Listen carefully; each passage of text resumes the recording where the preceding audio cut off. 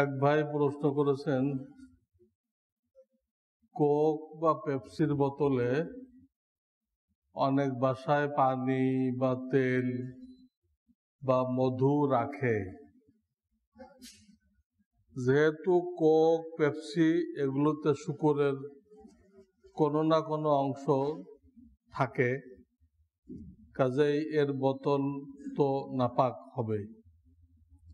এখন উক্ত মধু বা তৈল কি কোনো উপায়ে ব্যবহার করা যাবে? না, বোতল যদি ধুয়ে নেয়, বোতল ধুয়ে নিলে বোতলটা কি হয়ে গেল? পাক হয়ে গেল। যে কোনো জিনিস নাপাক হয়ে গেলে ধুইলে তো পাক হয়ে যায়। ধুয়ে তারপরে শুকায় তারপরে রাখলো, তাহলে সমস্যা নেই।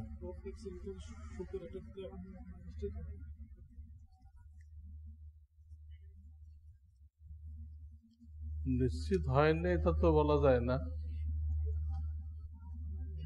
তো সৌদির জাতীয় দৈনিকের প্রথম পৃষ্ঠায় প্রথম কলামে এটা আসছে, তারা তো এটা রদ করে নাই, মানা করে নাই। কোন মুসলিম মহিলা যদি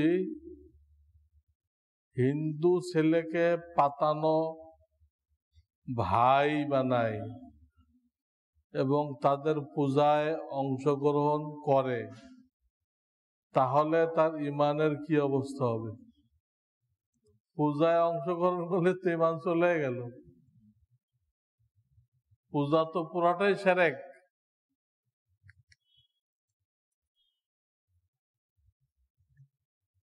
শুনেছি যে সন্দেহজনক কোন জিনিস থেকে বাঁচা জরুরি।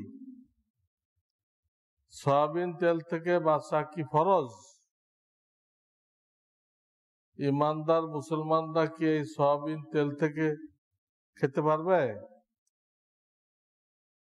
সয়াবিনে অনেকগুলো কোম্পানিতে ধরা পড়ছে তারা শূকরের চর্বি গলায় তেল বানায়।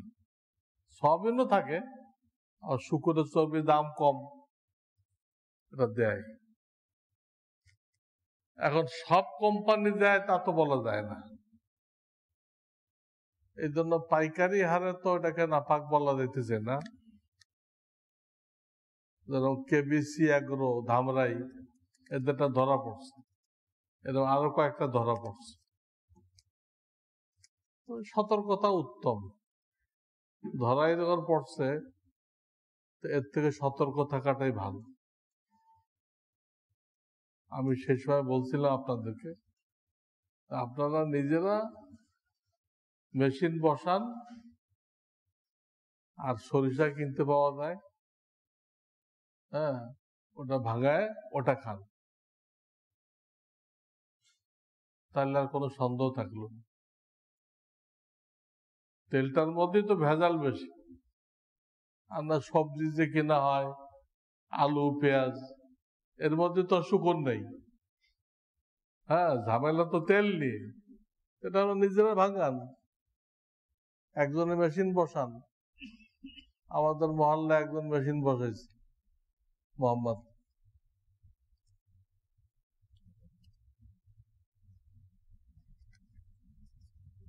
মসজিদে সম্মিলিতভাবে আওয়াজ করে জিকির করা যাবে কিনা?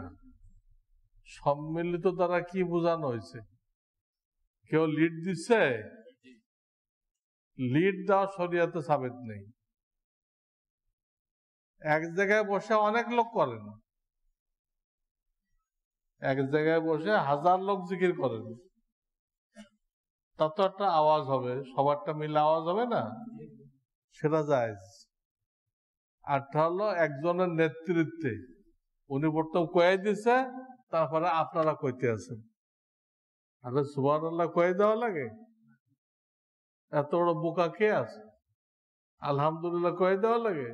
তো তারা কয়ে দিছে, এটা জায়েজ নাই।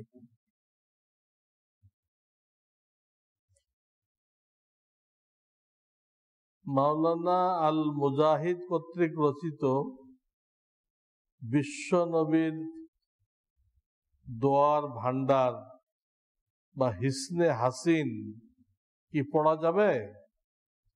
হিসনে হাসিন তো পড়া যাবে। হিসনে হাসিন এটা বিশুদ্ধ।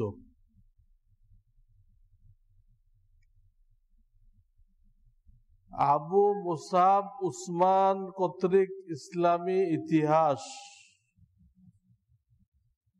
সম্পর্কে জানতে চাই। এটা আমার দেখা নেই বা পড়া নেই। এই বই দিয়ে তারপরে আবার প্রশ্ন করেন। আগে বইটা আমাকে পড়তে দেন। আমার প্রভিডেন্ট ফান্ডে সরকারি নিয়মে বাধ্যতামূলক যে টাকা কাটে তাহার লভ্যাংশ কি আমার জন্য জায়েজ? জি হ্যাঁ, এটা তারা সুদ বললেও সুদ হবে না। সুদ তো চুক্তি করতে হয়। আপনি টাকা দিবেন বেশি পাওয়ার আশায়, এখানে তো আপনি দিচ্ছেনই না, আগের থেকে মালিক পক্ষ কেটে নিচ্ছে। আপনি দিলেন কখন আর চুক্তি করলেন কখন? সব তো এক পক্ষ করতেছে, দুই পক্ষ তো নেই। আমার ছোট ভাই খুবই গরিব, তার ঘর উঠানোর জায়গাটুকু আছে কিন্তু ঘর উঠানোর সামর্থ্য নেই। এমত অবস্থায় আমার ওই লভ্যাংশ, প্রভিডেন্ট ফান্ডের লভ্যাংশ, এর টাকা দিয়ে ঘর উঠায় দিলে এর জন্য কি আমি গুনাহগার হব? না, ওই লভ্যাংশ তো আপনার জন্য হালাল, আপনার ভাইয়ের জন্য হালাল, কাজে ঘর উঠাই দিলে কোনো ক্ষতি নেই। টাকা দিয়ে সরকারি চাকরি নিলে ওই বেতনের টাকা হালাল হবে কিনা? বেতনের টাকা হালাল হবে, কিন্তু বিনা অপারগতায় যদি আপনি ঘুষ দিয়ে চাকরি নেন, বিনা অপারগতায়, তাহলে আপনার গুনাহ হবে। যদি অপারগ হয়ে দেন, হকদার আপনি ফার্স্ট হয়েছেন, কিন্তু টাকা না দিলে আর একজন লয়ে দেয়। আপনার হক সংরক্ষণ করার জন্য আপনি টাকা দিলেন, অপারগ হয়ে, আপনি গুনাহগার হবেন।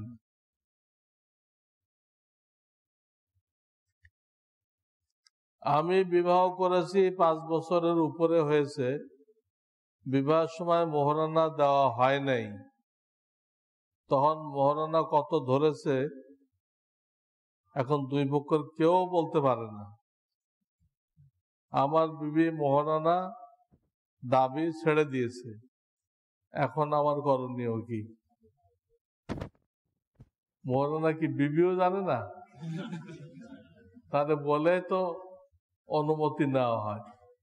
দুনিয়ার কেউ না জানলেও তো বিবি এটা জানার কথা, বিবির কাছে জানেন। হ্যাঁ, এই যে মাফ করে দেয়, এই মাফ করাটা ধর্তব্য না, এটা লৌকিকতা। আপনি আগে দিয়ে দেন, একবারে বা কিস্তিতে করে দিয়ে দেন, তারপর যদি সে হাতে পায়ে মালিক হয়ে আপনাকে কিছু আবার হাদিয়া দেয়, হালাল। আগে তাকে মালিক বানান।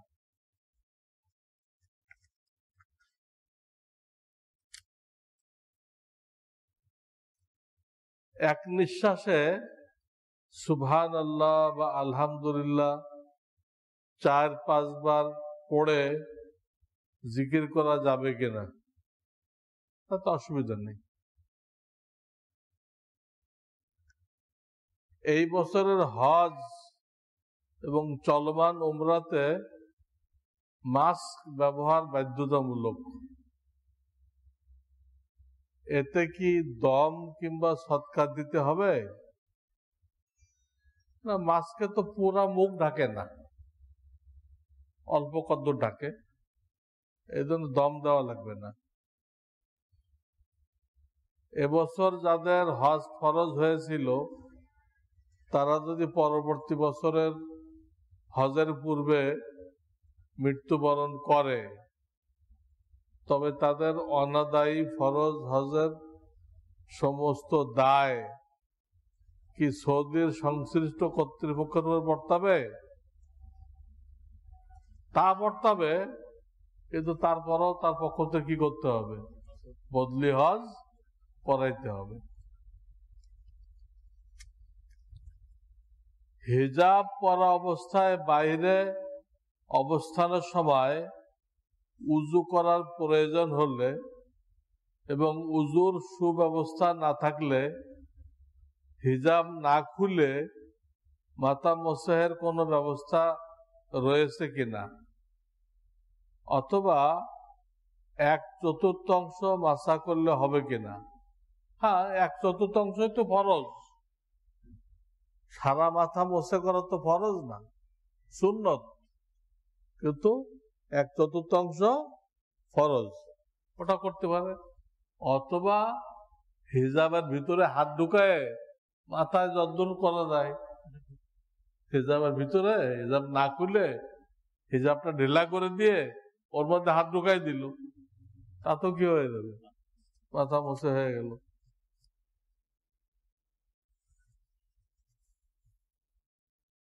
আল্লাহুম্মা সাল্লি আলা সাইয়্যিদিনা মুহাম্মাদ।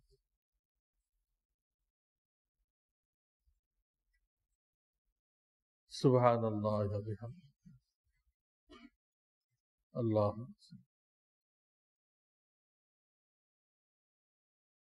রব্বানা লা তুযিগ ওয়া হাব লানা। সুবহান রাব্বিকা আলহামদুলিল্লাহি রাব্বিল আলামিন।